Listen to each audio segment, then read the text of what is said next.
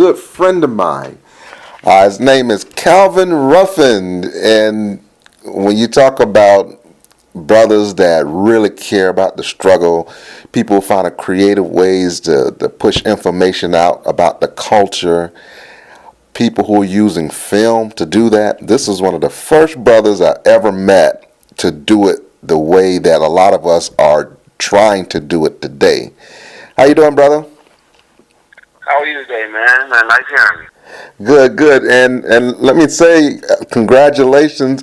I wanted to get in contact with you because of your book, The Maryland Boys, as well as a TV series that you got coming out and people are talking about right now. Tell us a little bit about that project, brother.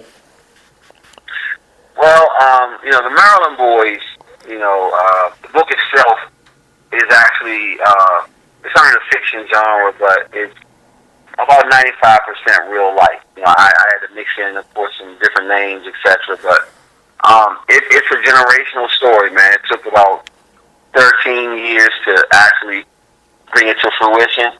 It was originally, it started like in '92 in terms of, it wasn't under that name, though. It was under a short film I did called Real Life Story. And basically, I was always trying to find my way, through the maze of life in terms of being African American and our continuum, in this country. Like yourself, man, I'm a huge, history buff, and, it seems like, Opio, you and I were just born in this thing of wanting to carry the torch and, make a way for future generations. So, that's what the Maryland Boys is. It's more of just a light on all the things that African Americans have had to go through, in the country itself. You know what I mean? From like post World War II to our current time. Right. And tell me a little bit about how you got into making films. Well, it's funny, man. It's funny how you get these things where I think we're all like born with these multifaceted things. I think in the 6th grade, I did a little claymation. I actually still have it, man. I even loaded on YouTube a little claymation stop animation film, and from there, I was really smitten with the whole, pre-production thing and the whole, preparing for the whole process, right? So what happened was, that was my first taste of it, and then you always have your favorite movies, etc. But then I spent a year in Boston, Massachusetts with my mom, and she was at Harvard at the time, and that sort of exposed me, because I'd only really been in that Maryland, D.C. area, that particular culture. When I got to Boston, man, it was a whole nother academic type situation, etc. So she took me to see a movie called She's Gotta Have It. And Spike Lee, now, understand, I had known about Melvin Van Peebles and all these people, hadn't quite stepped into Oscar Micheaux information yet, but I knew about some of the classic filmmakers, right? But nothing really made me want to get back into learning more about it than when I saw Mars Blackman, man. I mean, Spike Lee, at that point, he was incredible to me. So that's how I started to go back and study and, get into it. And then I met you at Norfolk State University, and I forget exactly how we met. I think I had a roommate, Will, that you and Will were real cool, and somehow, I can't remember how you and I met, but we clicked, and I was working to run a student government with some other people, and I remember your film came to my attention. And we ultimately made it one of our big events for Spring Fling. I think we showed it twice. And I was a part of that film. As a matter of fact, the film was called The Things We Go Through. And I was a part of a vignette called Keeping It Real. Yeah. Talk about that project. Yeah, I'm going to have to show that on Facebook based upon us having this whole interview thing. The thing about it was, I was on a collision course with you, though, to meet probably anyway. That was, of course, the creator, because not only was Will great friends, but also my friend to this day, Toya Nichols. That's right. She always talk about you because, hey, man, you were wearing the dreads. Then so you were in a real sort of, you were always that type of guy, though. Like, you were into the whole scene and trying to, freedom fight. Then, I mean, you were, wearing the dreads, man, and, you were doing your thing. So I heard things about you. I just didn't know you. So, of course, see, what happened was, once I met you, though, you see, that's the thing, man. When these warrior energies meet, they just are magnetic. And that's why once I met you, I wanted to be friends with you because we have the same kind of mind. And then, everybody has their genius, though. I noticed that you had that thing, so that's why I wanted to be involved with, keeping it real. And we've been actually tighter friends since then than my relation. I haven't talked to Will in years, and that's not him, but I mean, it shows you the kind of magnetic souls, you know what I mean? Right. Oh, yeah.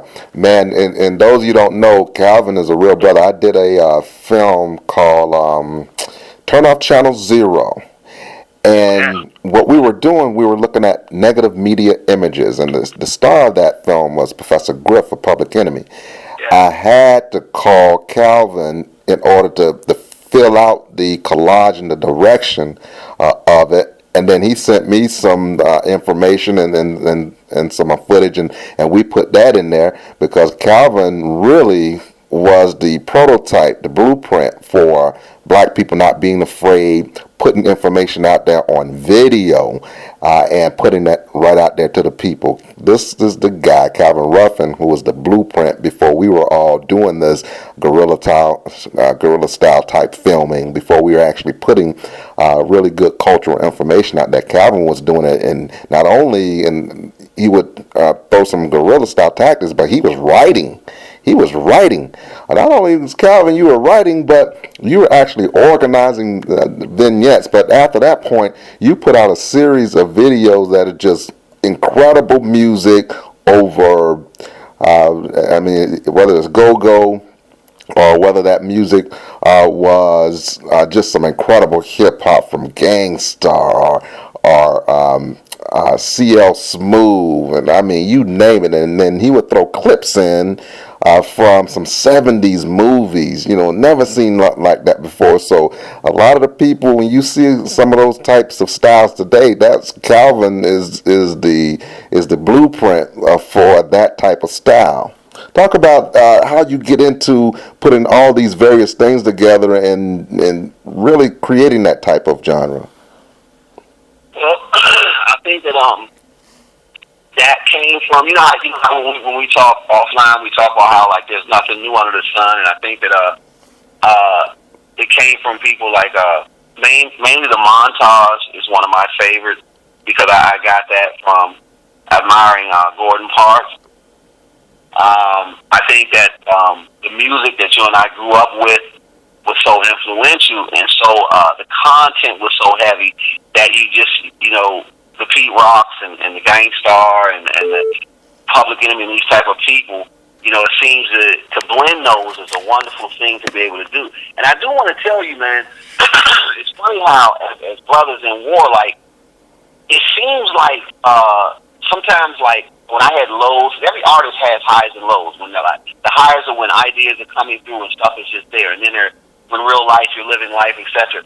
See, like when you did Turn Off Channel Zero, that lifted me also back up into remembering what the straight path was and what the whole objective was about what we're carrying. I'm telling you, OBO, for real, man, it's like the whole team of people. You know what I mean? Like, from when you introduced me to Top Cat, and I mean, all this stuff is like, I tell you, Spike Lee said something years ago that's true. He said, man, power structure makes it seem like, filmmaking and all these things are such huge undertakings and so hard to discourage the, we don't even want to use the word minority, but that's what they say, right? from putting their visions out there. And I tell you, man, that is so true.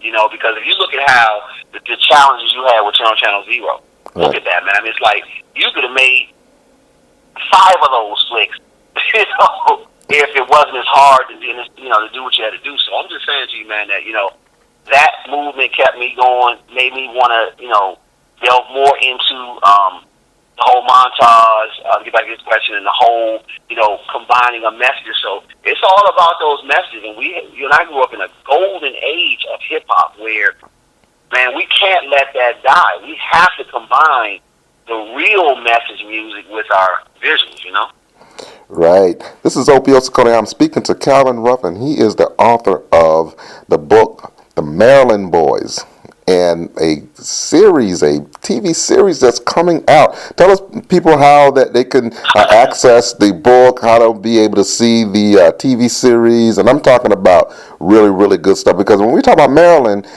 you're talking about people, just some incredible people in the country that you already know. We talking about Palmer Park. You're talking about Sugar Ray Leonard.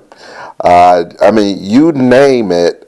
In boxing, some of the greats have come from there. When you talk about comedians, I believe Martin Lawrence, Dave Chappelle are from that area. So talk a little bit about those things. Well, and I do want to tell you that the whole thing with Maryland is what, you're right, that particular culture is what makes the story unique from the standpoint of a language, meaning,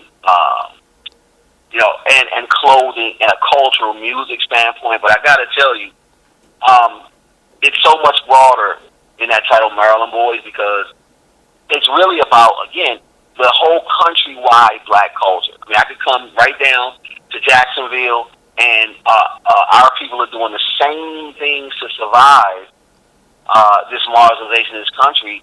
And the only difference is they have a different slang, and they may wear their clothes a bit different. But if you take those things away, right, it's the same struggle. So my thing is that, yes, we get to have the specialness of the Maryland, that D.C. metro area culture that is so misunderstood. And to be honest with you, Opie, I tell you, man, you haven't gone to Howard, and see, the culture. And the thing about it is, man, it's still being misrepresented, bro. What I want to say is that, things you're seeing out of D.C. now, unfortunately, they're highlighting, violence and drugs. This is stuff that's going on all over the country. Right. So, I mean, to be redundant with that is like, what for?